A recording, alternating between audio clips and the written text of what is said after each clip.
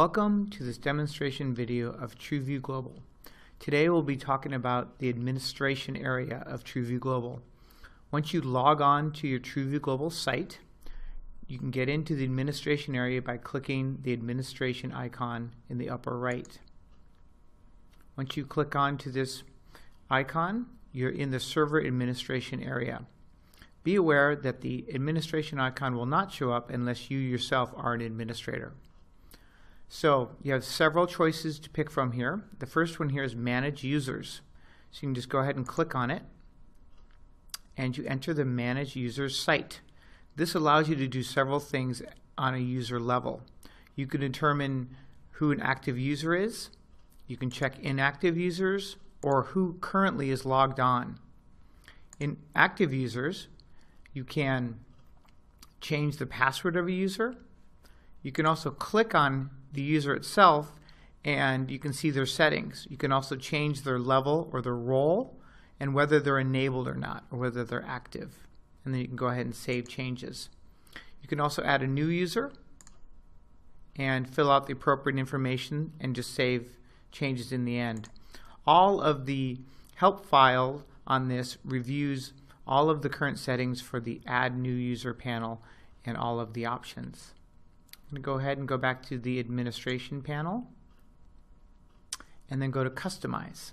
So these are all new tools here that you see in terms of the new version of TruView Global. I'm going to go ahead and click on Customize. It's kind of exciting features. In this customization section, you can see here the status of the customizations. So the first one here is site address. Now it brings up a dialog that allows you to type in a custom site address that if you've actually gone ahead and purchased a web URL from a domain company, instead of the IP address or another address you might have for TruView Global, you can purchase a site address. As an example, it could be company ABC, and then you could say, TruViewGlobal.com, and then you could say OK. If you purchased the domain, this is how you would then apply the domain to your TruView Global site. So that's the site address. In this next section, we'll be talking about setting the home page or the look of TruView Global when people first enter the site. So go ahead and click on Set Home Page, and you can see people will either end up on a logon landing page or they'll end up with a welcome page with public sites that show the icons and descriptions and large images of all of the public sites that are available. So if we go ahead and click this, and it'll change the look from this to this, then we say OK. So what happens the next time you go to TruView Global, and let's go ahead and go all the way down to where we're just going to go ahead and enter the site. And as you can see, when you come in to the landing page, before you logged in, instead of seeing the All Sites version of it, you will see all the public sites that are outlined here, and you get nice large icons with a description and an image of each of the sites that are available. So you can change the look of the landing page in the customization section of TruView Global. Next, you can click on Set Owner Information. When you set the information here, the name of the company, let's just say, company ABC, and then you can put their official email, your contact phone, and so forth, state, region, zip code and whatnot, and then say OK. Okay, you can see that. When you go to the login page, you'll see company ABC up here. And there's other places on the site that'll show more of the ownership information that you typed in. Okay, I'm going to go ahead and sign in again and go to the Server Administration tab. In this last section, we're going to talk about the custom logo that could be applied to the TruView Global website. So go ahead and click Upload Custom Logo icon. And as you see by default, the custom logo shown here is just blank. And you can add your company logo here. So what you can do is browse or drag and drop a logo I'm going to go ahead and browse here and then go down, and lo and behold, I'll pick a Leica logo. So go ahead and click upload that. So it's going to go ahead uploading, and it's going to say image uploaded, and this is what it looks like. Okay? And so once that's set, and you can see here new custom settings saved and activated, you can go into all sites, and then you can go ahead and check out this information here. And the new logo will now appear in all of the TruViews that are opened. And you can see down here in the corner that the logo is located right here. And this logo will show up in all of the TruViews. So when you go to your next TruView, it'll show up right down in the corner there. Okay? And you can use alpha channel, so there's no white or any background at all. Basically any image file that's 250 by 250, which is around the file here, or you can upload a larger one. It'll be cropped down to size. Customized logo can be changed at any time. Just go ahead and click your customize icon, go back into the customize logo, and then upload another one at any time. Okay.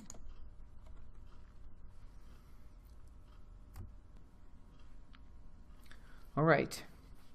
And so the next item here that is new for this edition of TruView Global under Server Administration is Backup. So I'm going to go ahead and click that. And under this area, you can create a backup or restore a backup. And you can say no backups are available. No backups have been created yet. So you can go ahead and say create a backup. Now you can create a backup of the scans and site, right? Or just user data. That would just be all the users and all their settings, or a full data, scan and site, and user backup. So I'm just going to pick this and click OK.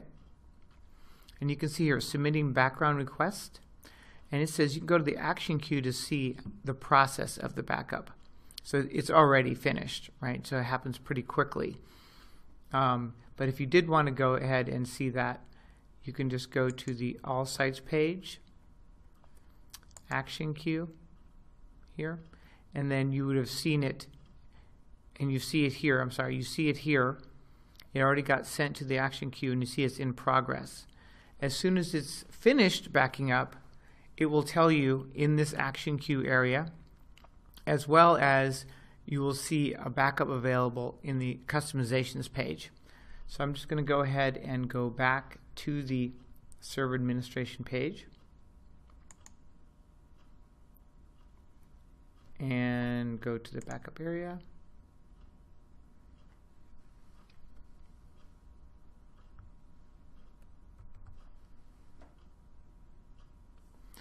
Okay, so back in the Create Backups area, we can see here that the backup I created is now available.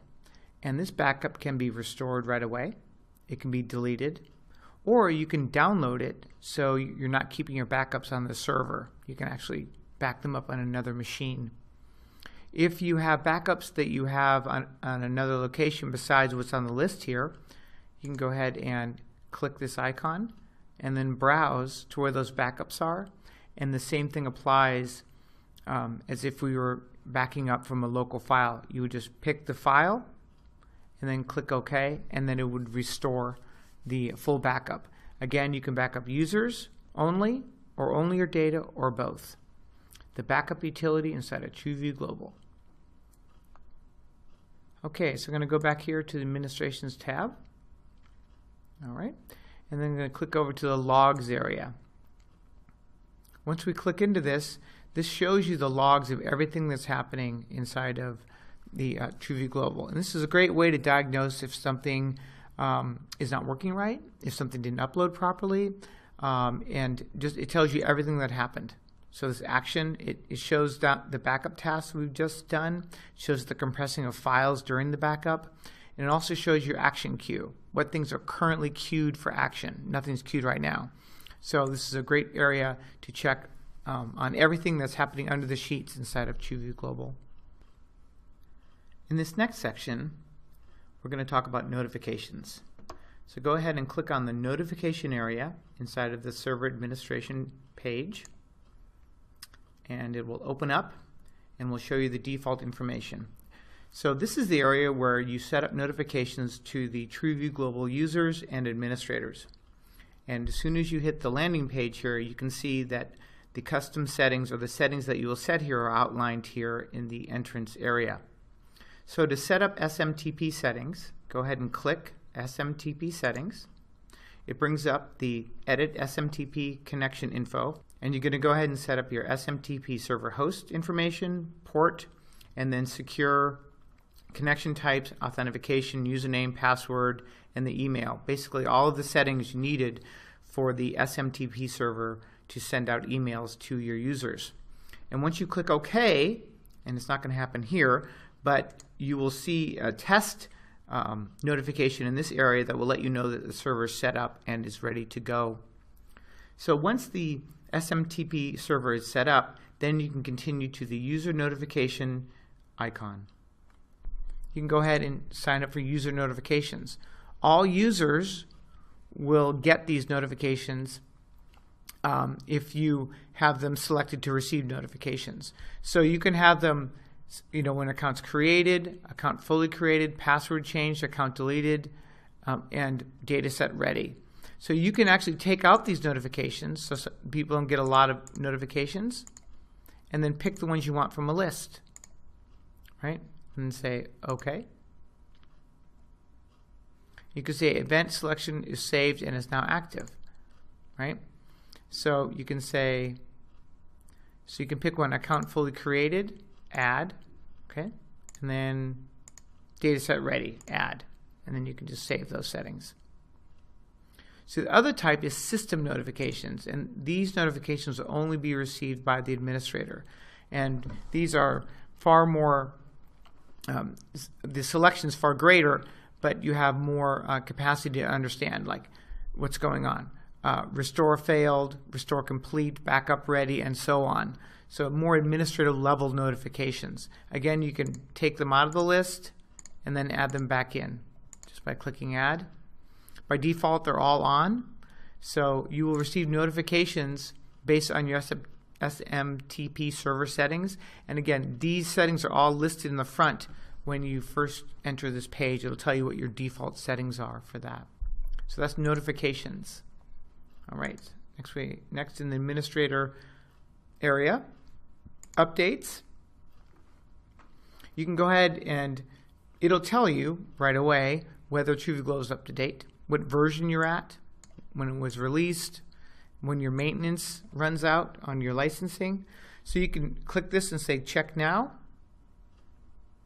and also say update now. So you can check, and it's going to go checking for available updates. If there is one, you can go ahead and choose to do it. Okay? And then you can go ahead, and if there is one available, you can go ahead and just say update now, and then it'll update you to the most current version of the software.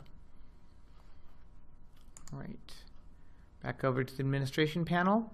And last but not least is licensing. This will tell you your license status, whether it's enabled, how many users you have, your expiration date, and your license server information. This is basically where the server license computer is, where you have your CLM license server computer. Usually it's local host, but it could be any other server. So the server name gets entered here, and click OK. And then you can click here to acquire the license. Once you have your server set up, you just click that and it'll acquire the license. So license acquired successfully. New license being applied to the server. So those are all the new tools and functionality inside of the server administration queue. And you have a choice of all of these types of customizations to manage your users, customize logos, make backups, update, licensing, and notifications.